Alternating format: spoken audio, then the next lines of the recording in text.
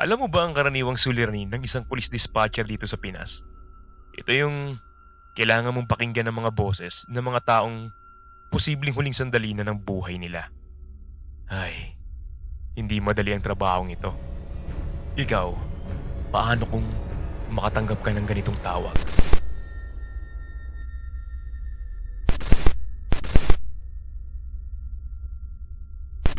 Isa ako sa mga pinalad na naatasang sumagot ng mga tawag at mag-dispatch ng pulis dito sa Pinas nung inilunsad ang 911 hotline noong 2016.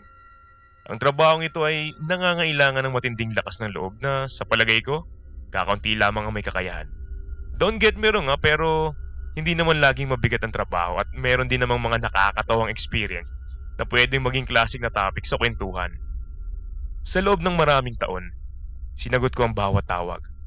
Laging kalmado sa kabila ng mga nakagigimbal na sitwasyon at talaga namang tiwala ako sa aking kakayahan. Hanggang sa huling tawag na tinanggap ko bilang dispatcher.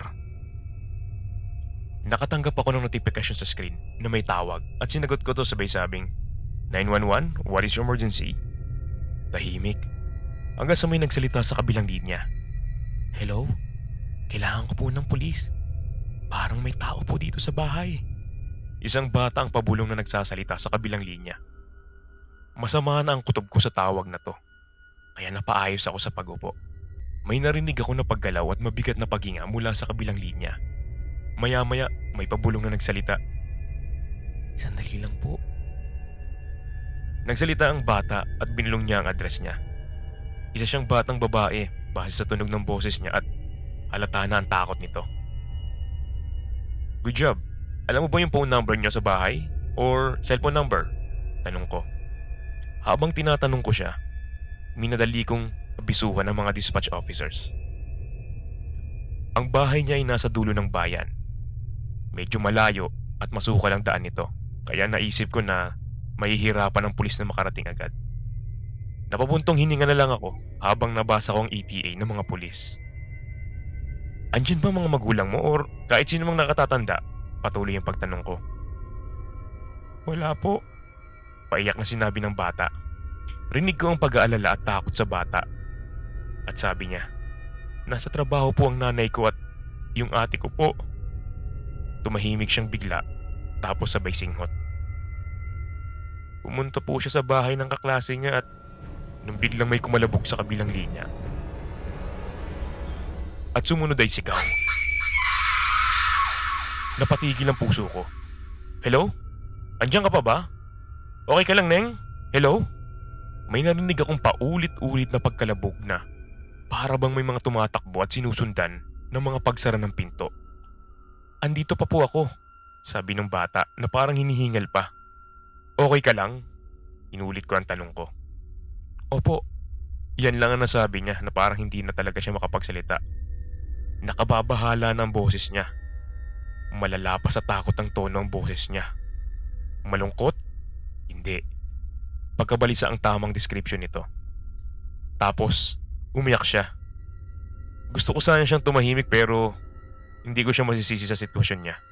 Unti-unting nadudurog ang puso ko habang pinakikinggan ko ang kanyang pag-iyak. Tulungan niyo po ako, please po. Tulong po. Please po, tulungan niyo po ako. Mas lalong lumalakas ang pag-iyak niya. Naririnig ko ang paulit-ulit na kalabog sa kabilang linya. Mga apak ng paa at klarong-klarong hindi ito sa kanya. Mabigat ang mga tunog nito. Nung walang anong-ano ay isang malakas na pagsigaw ang kumawala sa kabilang linya na para bang may mikrofon yung nagfe-feedback sa headset ko. Napatayo ako sa upuan dahil sa gulat ko. Bumilis ang pagtibok ng puso ko. Lalabanan ko to kaya naitapong ko ang headset. Pinikit ko na lamang ang aking mga mata habang unti-unting nawawala ang ingay. Nakita ko siya, sabi niya habang umiiyak. Please po, tulungan niyo po ako. Hindi ko po alam kung ano yon. Natataranta at nag-aalboroto na siya sa kabilang linya at nagmamakaawa na makarating agad ang tulong. Nakaramdam ako ng kaba na hindi ko maipaliwanag. Tumingin ako sa paligid ko pero walang tao. Mag-isa lang ako. At wala akong malapitan o makausap patungkol sa tawag na to. Huwag kang mag-alala, papunta na ang mga pulis dyan, sabi ko. Sinubukan ko maging matatag para sa bata pero baka sa boses ko ang pagkabahala at pag-aalala. Ah, ano ulit ang pangalan mo, Iha? Tanong ko. Luisa po. Okay, Luisa. May lugar ka ba dyan sa inyo na pwede kang magtago? Kwarto na pwede mong ilak sarili mo? Nasa kwarto po na po ako. Banggit niya habang sumisinghot. Maririnig mo talaga sa kanyang pag-iyak. Nilako na po, sabi niya. Good. Huwag mong ibababa ang telepono ha. Nandito lang ako sa kabilang linya. Magtago ka lang dyan habang hindi pa tumadating ang tulong. Narinig ko ang mga apak na palakas ng palakas. Papalapit ng papalapit. Nasa ilalim po ako ng kama, bulong niya. Sige, diyan ka muna. Napatigil ako habang iniisip ko kung anong susunod na sasabihin. May magagamit ka ba dyan na pwede mong maging armas, pamalo? Natahimik siyang bigla tapos sinundan niya ng napakahina na, Opo. Nilapag niya ang telepono at iniisip ko na kukunin niya ito. Bumulik ulit ang feedback na tunog. Kinukumbinsi ko ang aking sarili na defective lamang ang headset ko o ang telepono ni Luisa. Narinig ko ulit ang pagkalabog. Papalapit ng papalapit. Palakas ng palakas. Tumaas ang balahibo ko. Hindi ko maipaliwanag pero natatakot na ako.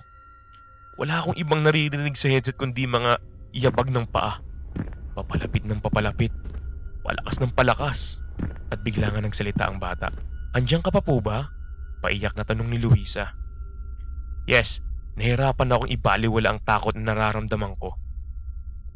Pakiramdam ko talagang may mali sa sitwasyon na to. Wala po akong mahanap na sandata, sabi niya. Pero meron po akong nakita. Sige, anong nahanap mo? Tanong ko. Stuffed toy ko po. Pink na rabbit, sabi niya. Ramdam ko na medyo nahihiya siya sa sinabi niya. Bigay po ito ng tatay ko nung maliit pa ako.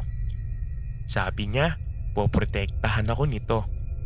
Hindi ko alam kung anong sasabihin ko pero wala akong nasabi kundi tama ang tatay mo.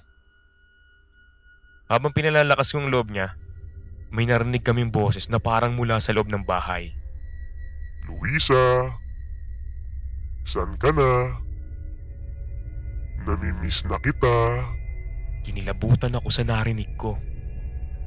Luisa, kilala mo ba ang boses na yon?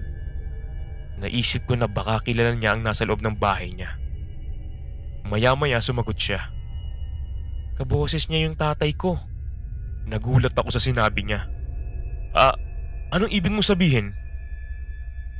Tatay ko yun. Ba't kaboses niya tatay ko? Hindi ko alam kung anong sasabihin. Hindi ko alam kung anong iisipin ko nung time na yun. Bago ko po siya natanong, may narinig kaming bigla. Ilang taon ko pa bago ko naintindihan kung ano yung narinig namin. Sa tingin ko, yun ang tawa niya. Pero sa panahon na yun, di namin alam. Kung ide-describe ko yung tunog, parang metal na naririnig mo pag may nagsasalpukang kotse o parang may ginigiling na karne. Gusto kong masuka pag naiisip yun. Nai-imagine ko kung anong nararamdaman ni Luisa sa panahon na yun. Luisa? Napasigaw ako sa telepono. Bumalik ako sa realidad at bago pa man siya mag-reply sa akin, may boses o mga boses na tumatawag sa kanya. Maraming boses pero iisa lang sila nagsasalita. Parang hindi galing sa tao. At naririnig mo na hindi maganda ang pakay nila. Luisa? Naririnig ko ang pag-iyak ni Luisa habang sumisigaw siya. Para sa tulong. Para sa buhay niya. Para tulungan ko siya. 5 minutes, please 5 minutes na lang, paparating na sila. Sabi ko habang minumuro ko sa isip ko ang ETA display sa screen. Napadasal na lamang ako na sana dumating na sila agad. Nasa labas siya ng kwarto. Bulong ni Luisa. Baka sa boses niya ang pagkataranta. Bago bumalik na naman siya sa pag-iyak. Luisa, magtago ka lang dyan please, magtago ka lang. Malapit na ang tulong, malapit na mga pulis. At huwag kang gagawa ng kahit anong ingay. Wala akong naririnig na response sa kanya. Pero rinig ko na bumabalik siya sa ilalim ng kama. Sa ilang segundo, tahimik lang. Tapos nagsalita si Luisa.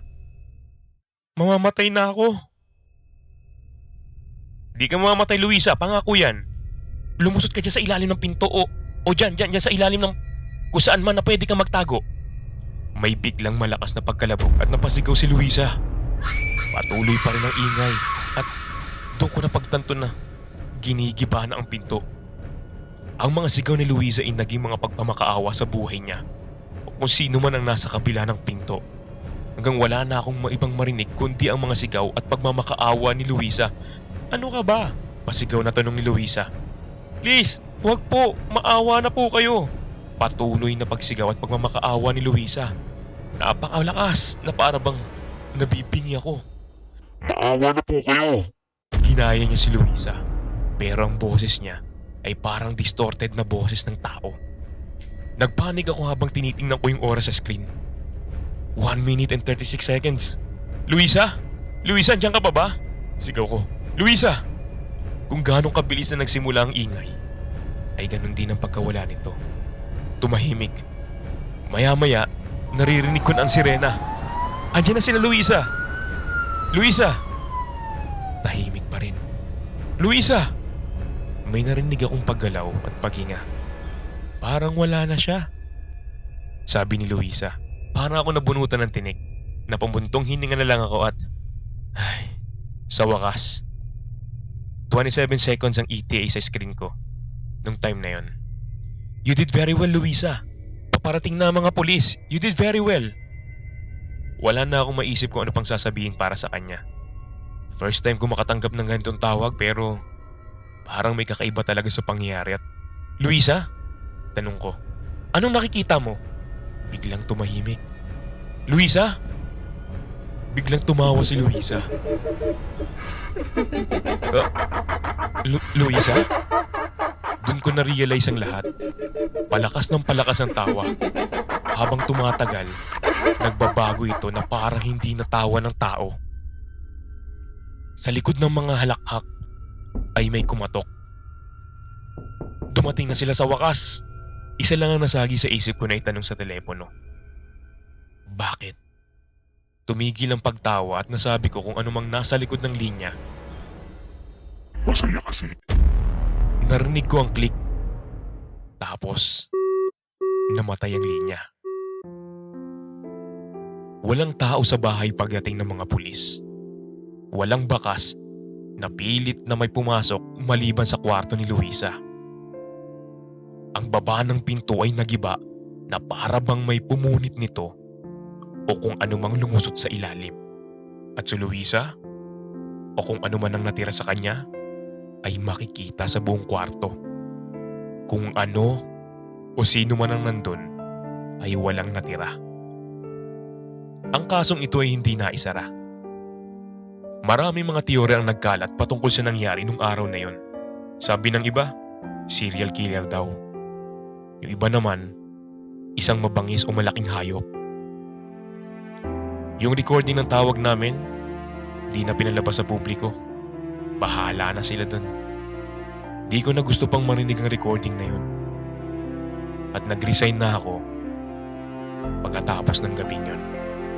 Kontento na ako at gusto ko nang makalimutan ang mga nangyari.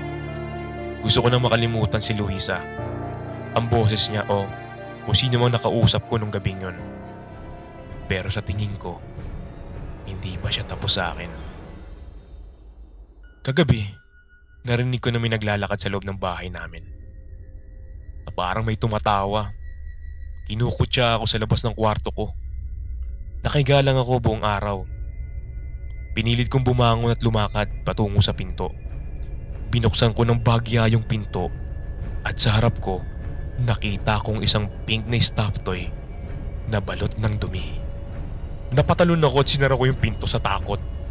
At sa kadiliman, sa likod ng pintuan, narinig ko ang tawa ni Luisa.